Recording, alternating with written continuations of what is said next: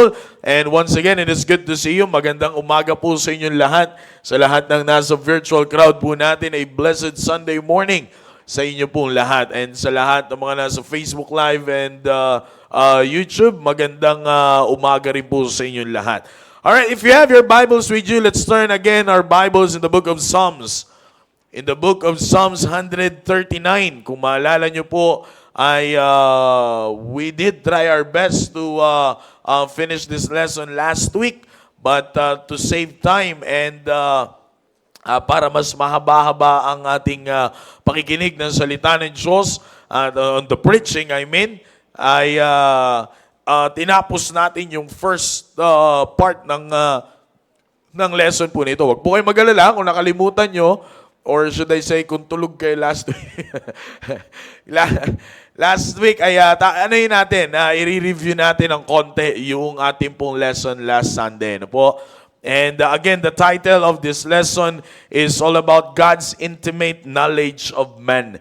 At ito po ang ating pong lesson po ngayon every Sunday school. Of course, these all in line with our theme this year, that I may know Him. No po? So, ngayon titingnan natin, after God created everything, He created us from the dust of the ground, pumunta tayo sa physical, pumunta tayo sa spiritual. Now, let's see kung gaano naman ang knowledge ng Diyos patungkol sa Kanyang nilikha. Amen? Are you ready for a Sunday school? Amen? Now, Psalms chapter number 139, verse number 1, the Bible says, O Lord, Thou hast searched me and known me. Thou knowest my downsitting and mine uprising. Thou understandest my thought afar off. Verse number 3, Thou compassest my path and my lying down, and art acquainted with all my ways. Drop down to verse number 16. Verse number 16 of the same chapter, the Bible says, Thine eyes did see my substance, yet being unperfect, and in thy book all my members were written, which in continuance were fashioned, when as yet there was none of them. Okay? Again, kung kayo po ay nakinig last Sunday sa ating pong lesson po na ito, this verse ay napakagandang encouragement po sa atin. Okay? Tayo po ay manalangin. Dakilang Diyos, maraming salamat po sa oras po na ito. Ipinagkaloob niyo po sa amin. Thank you for waking us up this morning. Thank you for another life, for another strength that you have given to us. At kayo po ang patuloy po na manguna, O Diyos, sa aming pong pag-aaral, sa aming pong Sunday School. Continue to bless this lesson, O God, and may your name be lifted up at makita po namin ang katapatan niyo po sa aming pong buhay. And the knowest the condition of everybody na nandito po, Panginoon, ngayon sa inyong auditorium. And we're just so glad that you brought us here all together, O God. And since that we are already here, give us an open heart and open mind as we listen to your word. And anuman po, Panginoon, ang dapat po naming matutunan mula po sa lesson po na ito, anuman po ang dapat po naming makita, ay kayo po ang patuloy na mag-reveal po sa amin. Holy Spirit, please flow through us, especially me, just use me, and make me a blessing to all the listeners. Please forgive us from all of our sins. In Jesus' name we pray. Amen. Amen. Please be seated. And again, magandang umaga po sa inyo lahat. Amen. At para po sa mga kapatid na nandito na po, let's focus on the lesson sapagkat ito po ay napakahalaga. At kung maalala nyo po for the past Sundays that we have our Sunday school lesson all about God's hand in the life of man, makikita po natin yung pinaka-involvement ng Diyos. The very purpose kung bakit po tayo merong mga gantong klaseng aralin during our Sunday school, so that we can always see God's involvement in our life. Now, sa ating pong araw-araw na pamumuhay, in order for us to appreciate everything that we have, sapagkat sometimes we thought that things that we have ay kulang pa, no po? At it's because we just only looking at the material things na meron po tayo. Kumbaga, likas po yan sa tao eh. Ang titingnan lagi ng tao is yung kung ano yung nasa kanyang kamay. Diba? Kung ano yung present na kanyang hawak, kung ano yung current na nasa kanya ngayon. But alam niyo po, kung doon lang tayo lahat titingin, we can always say na kulang pa to. At higit sa lahat, minsan mabibitawan po natin yung salita na hindi ito yung inaasahan ko. Di ba? It's because of the reason, ang nakikita lang natin ay yung nasa kamay natin, the present, kung ano po yung hawak natin, kung ano yung meron na tayo. But here we are on the lesson every Sunday school, ay binibigyan po tayo ng chance, the opportunity to learn something na kung meron mang pinakamahalagang makita ka sa buhay mo, is not those things around you per se, but the involvement of the one who created you. Di mo ba? Kasi if you will just focus your eyes, yourself on the things of this world, you will be passive about anything eh. Magiging passive ka sa lahat ng bagay and magsasarado yung pagkakataon na ma-appreciate mo yung isang bagay na meron ka. It's because of one thing. Kaya po tayo ay nagkukulang minsan sa appreciation ng mga bagay sa ibabaw po ng lupa na ito. It's because we forget kung kanino galing yan.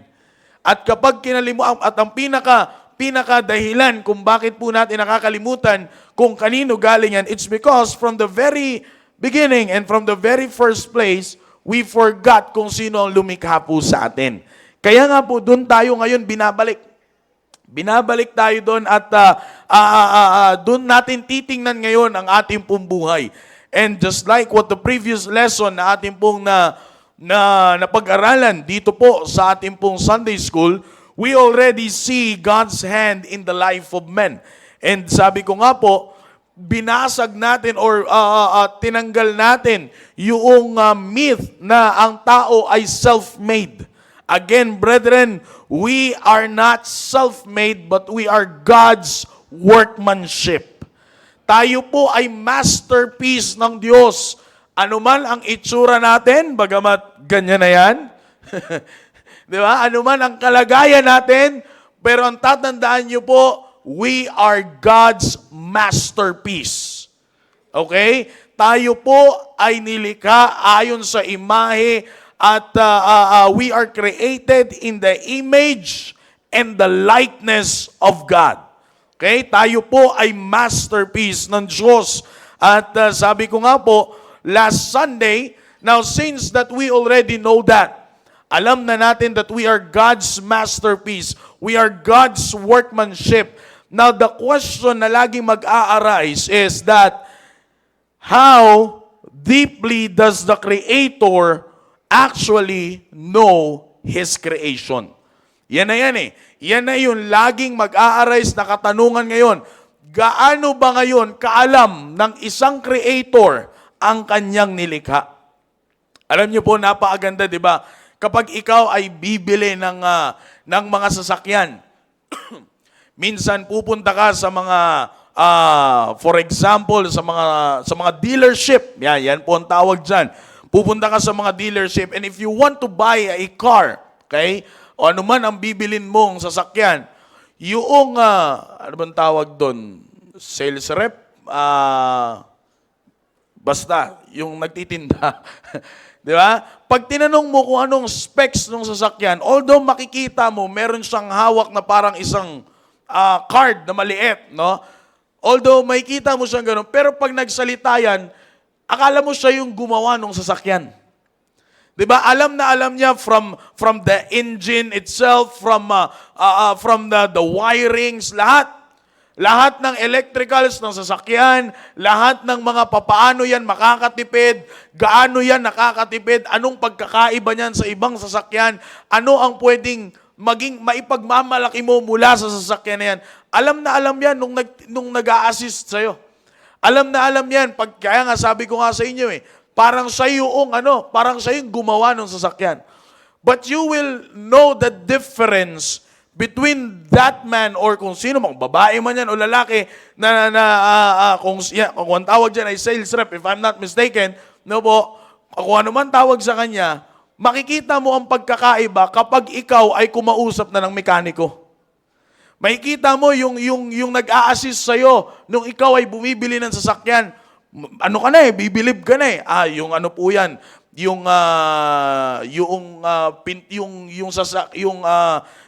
makina niyan talagang kahit ilubog mo yan sa tubig, pambira si Ryan. Kahit ilubog mo yan sa tubig. Ngayon, meron na po yung mga ganyang sasakyan na meron ng certain, dati naalala ko yung commercial ng relo. Talagang minsan, pag may naglalako pa dyan, nakababad ba yan sa tubig eh. Ngayon, pag commercial ng sasakyan, pati yung sasakyan, nakababad na rin sa tubig. O, di ba? Minsan makikita mo ganun, kung paano nila ipaliwanag, talagang ma-amaze ka. At masasabi mo, alam nito ang kanyang ginagawa. But you will know the difference kapag kumausap ka ng mekaniko. Minsan sasabihin mo pa sa mekaniko, ang bira, sabi nung doon, ganito, pwedeng ilubog yan sa tubig. Yung pala, hindi naman pala pwede ilubog, pwede lang pala mabasa. Di ba? Sabi nung ganito yung power niyan, yun pala, ganito lang pala. Sabi nung ganito, yung upuan niya nare-recline, nung pinilit mo, nasira pa. Yung recline, pa ganun, hindi pa ganun. Oh, di ba? Minsan, magugulat kayo. Alam niyo po kung bakit the difference between the two is that yung mekaniko, alam niya hindi lang yung sasakyan and the specs of the car. Kundi alam niya yung pasikot-sikot kung bakit even to the tiniest screw na pwede mong makita sa sasakyan, alam ng mekaniko kung para saan yan. That's the difference between the two. Bakit? Dahil yung isa, ang nakikita niya na lang is the present na made na. Pero yung isa, simula sa pagkagawa, alam niya. Ngayon, kung titingnan po natin mga kapatid, sabi ko nga po, pagdating sa katanungan na gaano ba talaga kaalam ng Creator ang kanyang creation, huwag ka magtanong sa kapwa mo tao. Kundi magtanong ka doon sa isang persona na lumikha sa'yo mula sa dust of the ground. Bakit po? It's because of the reason, sabi nga po dito, in verse number 16 ng ating pong binasa, chapter number 139, verse number 16. Sabi po niya dito, thine eyes, sabi ni King David, okay? Thine eyes did see my substance, yet being unperfect. Again, just in case you forget the word unperfect, the word unperfect here doesn't mean yung kamalian po natin. No. Ang ibig sabihin po ng word na unperfect po dyan, it means unfinished. It means unformed. Na dito nga po, ipinapakita po sa atin na ng talata po na ito na God knew us. Alam na ng Diyos yung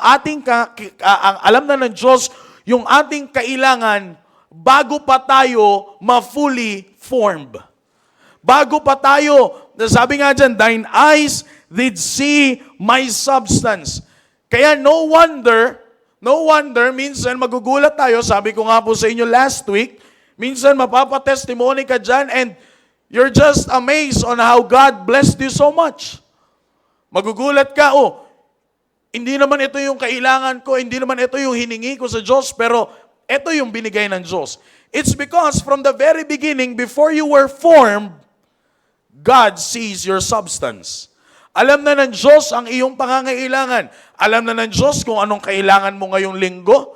Alam na ng Diyos, by the way, since that we are on the first day of the week, Sunday, sa isang linggo po na ito na daraan muli sa ating pong buhay, alam na ng Diyos ang ating kailangan mula po ngayong linggo na ito hanggang sa huling araw ng linggo na ito, which is Saturday. Alam na ng Diyos yan. Alam ng Diyos ang kailangan mo ngayong linggo. Bukas, alam din ng Diyos kung anong kailangan mo.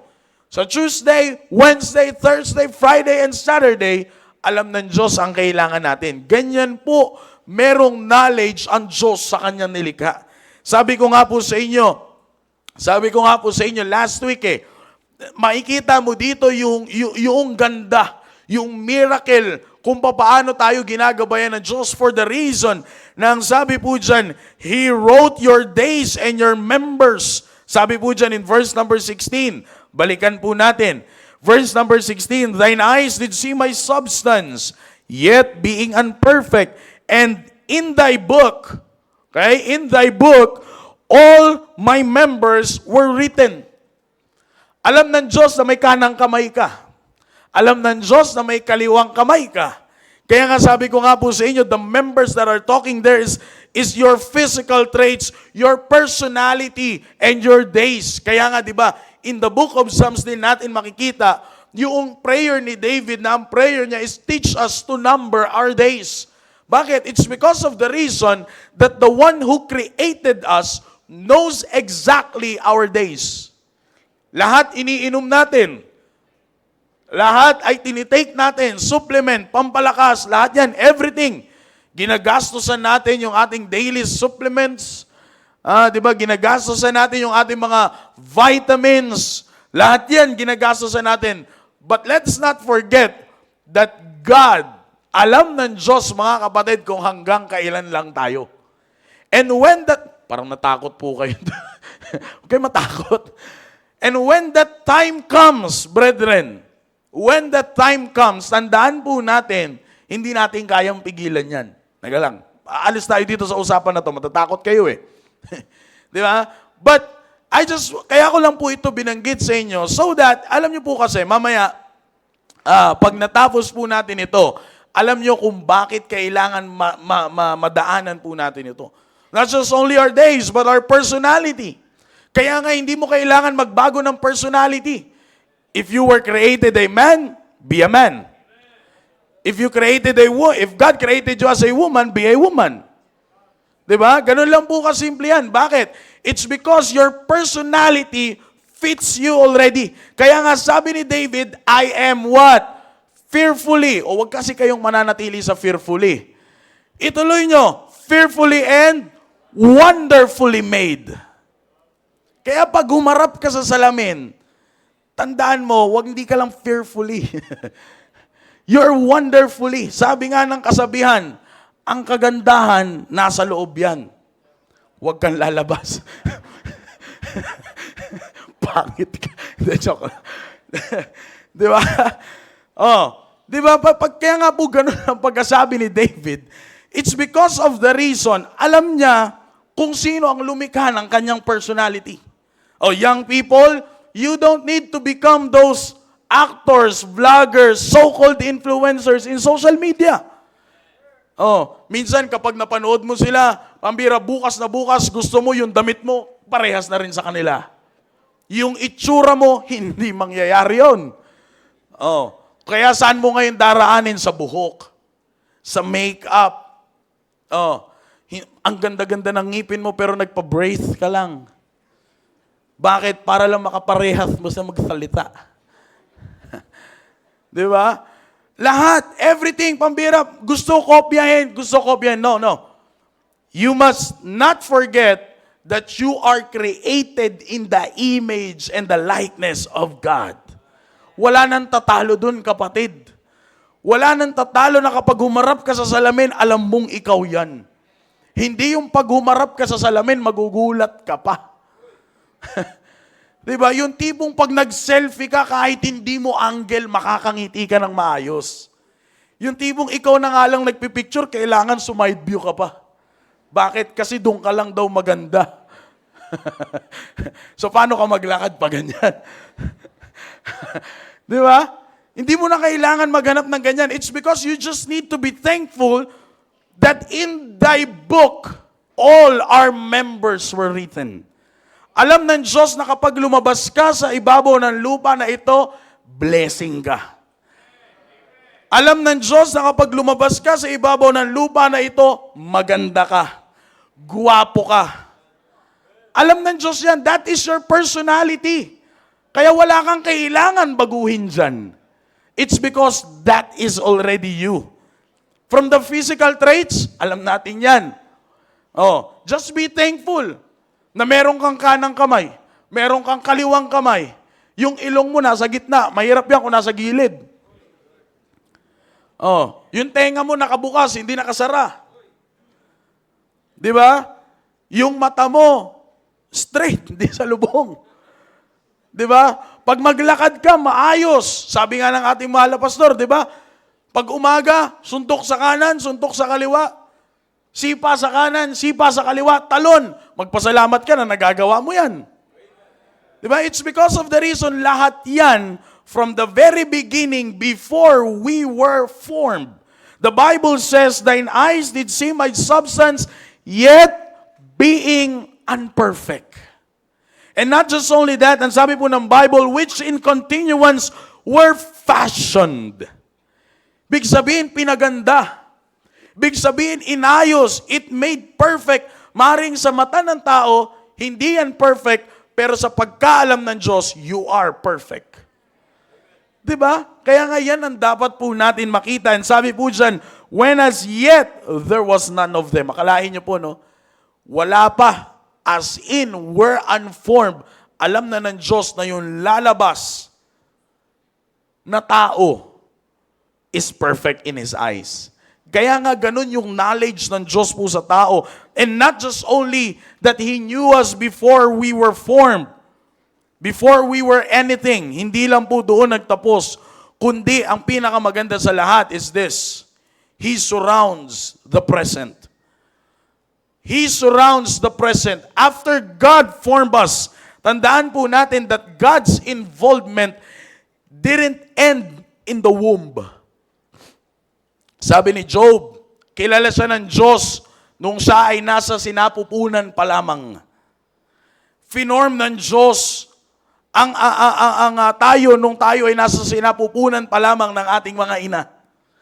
Finorm tayo ng Diyos dyan, but God's involvement, hindi lang po doon nag-end ang involvement ng Diyos. But, tingnan niyo po kung saan tayo ibinalik ni David. He brings us back into our daily routine. Buksan po natin. Let's check our Bibles. Same text, same chapter. Psalms 139. Ang ginawa po natin, sinimulan natin sa last verse na binasa natin. Ngayon, babalikan natin yung first verse of this chapter. Psalms chapter 139, verse number 1, down to verse number 3. Sabi ko nga po sa inyo, hindi lang tayo, yung involvement po ng Diyos, God's involvement didn't end in the womb when He formed us. Okay? Now, sabi po dyan ng Bible, kundi binalik tayo ni David in our daily routine. Ang sabi dyan ng Bible, O Lord, Thou hast what? Searched me and known me. Verse number 2, Thou knowest my down sitting and mine uprising. Verse number 3, ang sabi po dyan, Thou compassest my path and my lying down. Now, tingnan niyo po, the down sitting and uprising. Okay? Sabi ko nga po sa inyo, gaano kaalam ang Diyos sa kanyang nilikha? Gaano tayo kakilala ng Diyos? Sabi ko nga po, the title of the lesson is God's intimate knowledge of men. Okay? Now, He surrounds your present. Okay? Dito po sa ating pong talata pong binasa, sabi po dito, makikita nyo yung dalawang word, down sitting and uprising. Now, dito makikita natin, mga kapatid, yung pagiging omnipresent ng Diyos. Na ang sabi po dito, kapag tayo ay dumating na sa pagkakataon na tayo ay exhausted and frustrated, that's the down sitting, our frustration, our exhaustion, yung pagod natin sa buhay. Again, present na po itong pinag-aaralan natin ngayon.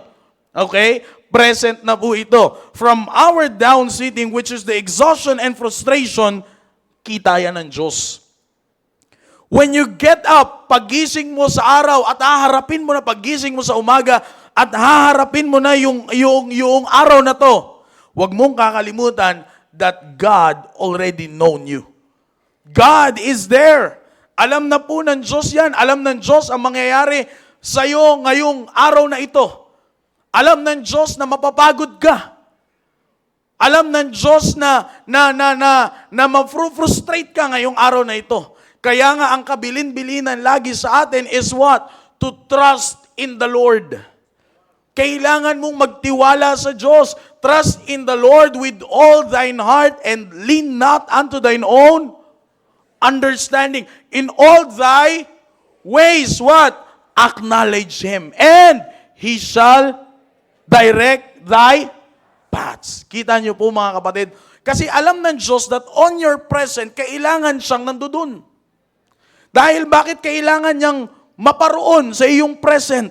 It's because of the reason, alam ng Diyos na ngayong araw na ito, mafu-frustrate ka. Alam ng Diyos na mapapagod ka kapag hinarap mo tong araw na ito. Kaya nga ang sabi, ang tinuturo sa atin lagi is to trust in Him. Magtiwala ka sa Kanya. Bakit? Alam niya kung ano mangyayari sa'yo. Kaya nga we are discouraged to trust in our own understanding. Sabi ng Book of Proverbs, huwag kang sasandal sa sarili mong kaalaman. Bakit po? Sapagkat ang maaaring maidulot sa inyo is frustration. There is a way which seemeth right unto a man, but the end thereof are the ways of death. And we didn't know that. Hindi natin alam yun, mga kapatid. Hindi natin alam that kasi likas po sa atin na kapag may maganda na nangyari sa atin sa pasimula ng araw, we are claiming it that this is gonna be a wonderful day for me. Pumasok ka, bagong promote ka kahapon, pumasok ka, bagong promote, what a blessing. Pagdating mo sa office, isante ka na. Pagdating mo yung inaasahan mong promotion, nakita mo sa papel, kasama ka. Ay, yung pangalan ko, number 1 ako, number 1. I'm on the top list na mapupromote ako sa aming opisina. Pagpasok mo, yung na-promote, yung kapapasok lang. Yung inaasahan mong position, hindi napunta sa'yo. You give everything for the day, but it seems like bitin pa din. Parang wala pa rin. And brethren, hindi natin alam yun.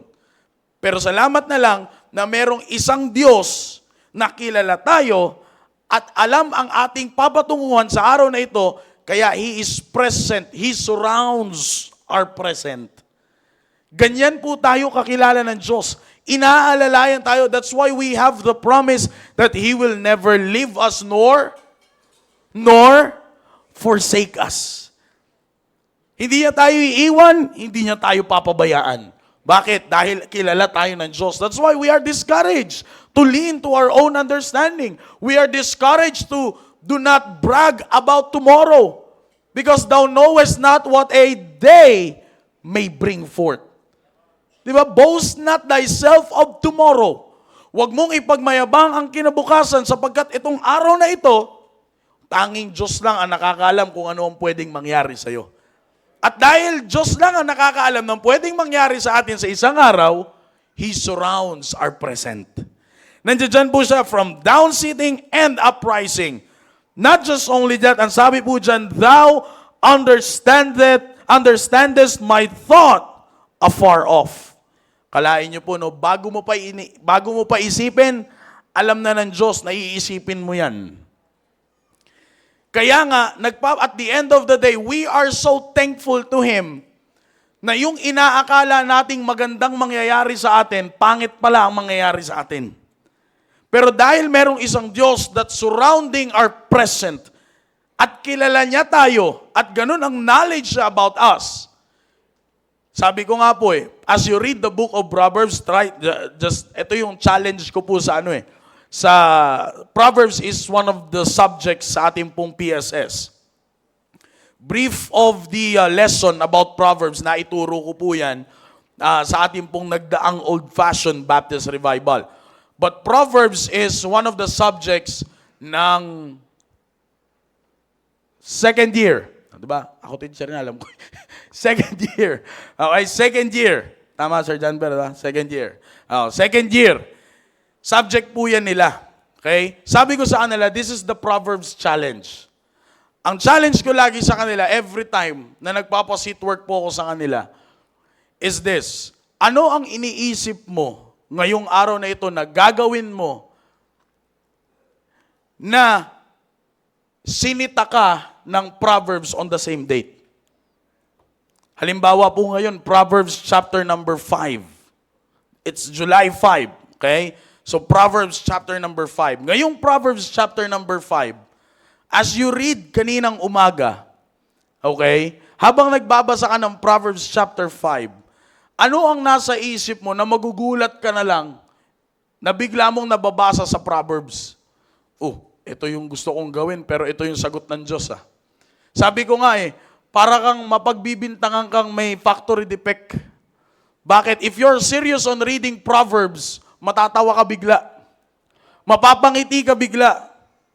Sasabihin mo, alam ni God. Alam ni Lord. Di ba? Alam ng Diyos kung anong gagawin mo. Kaya nga ito yung binigay niya sa'yo.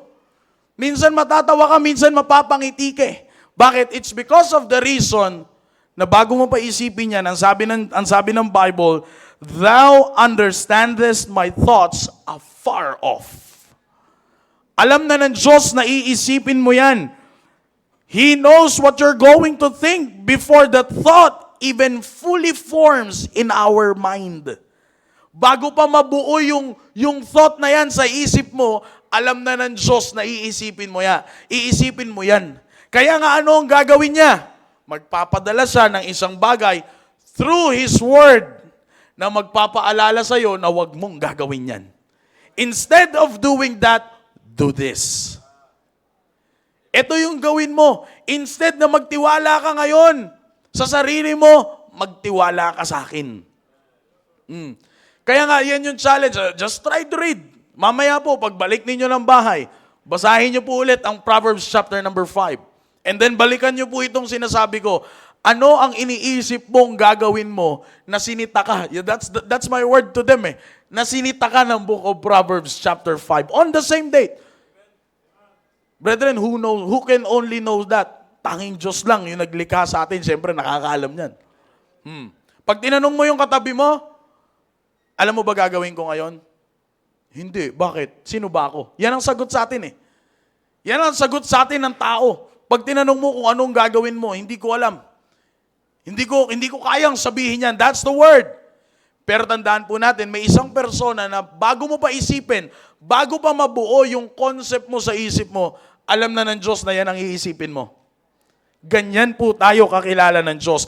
And dito lastly, makikita po natin, ang sabi ng Bible, verse number 3, Thou compassest my path and my lying down. The word compassed means, okay? The word compassed means examine.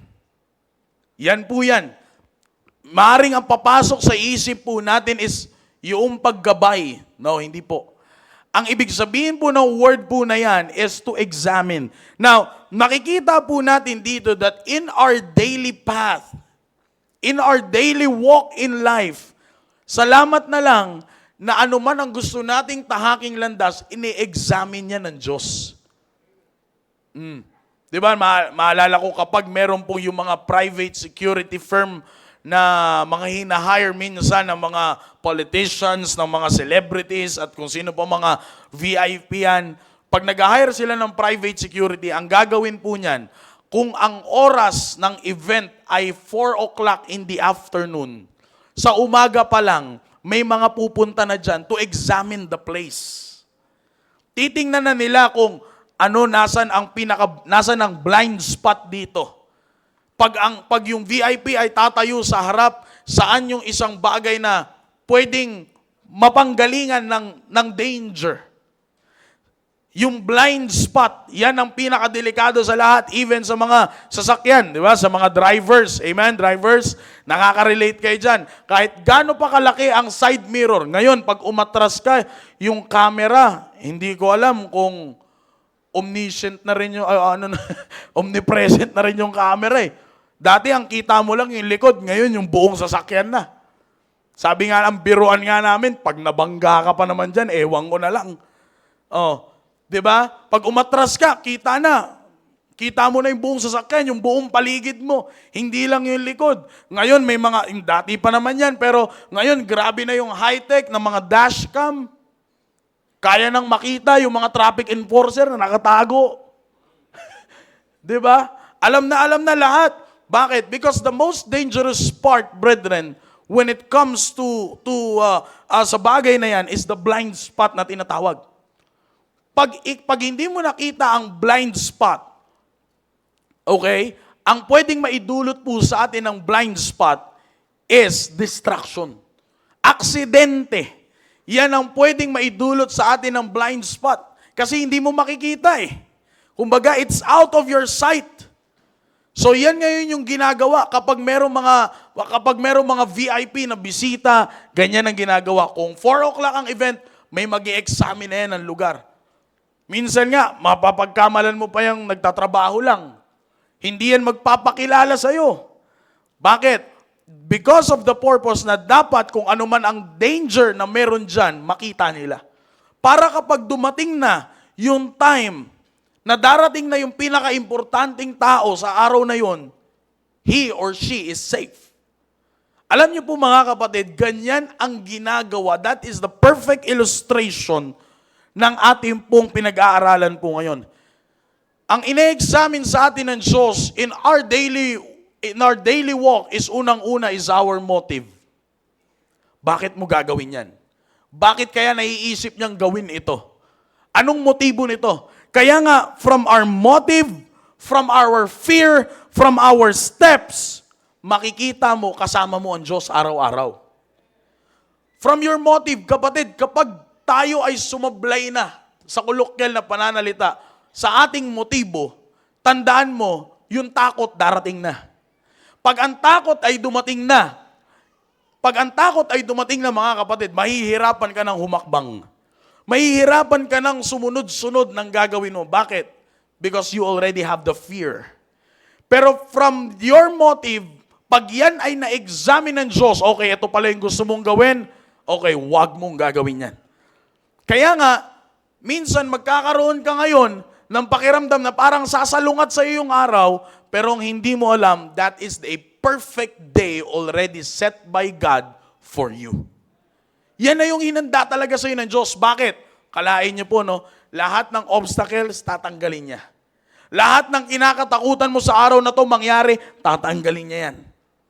Lahat ng gagawin, lahat ng susunod mong hakbang, tatanggalin niya yung pwedeng magpatapilok sa iyo para manatili kang stagnant sa posisyon mo. Di ba? Pag natapilok ka, ang hirap ng gumalaw eh. Minsan, doon ka na lang, upo ka na lang, hindi ka na makakagalaw.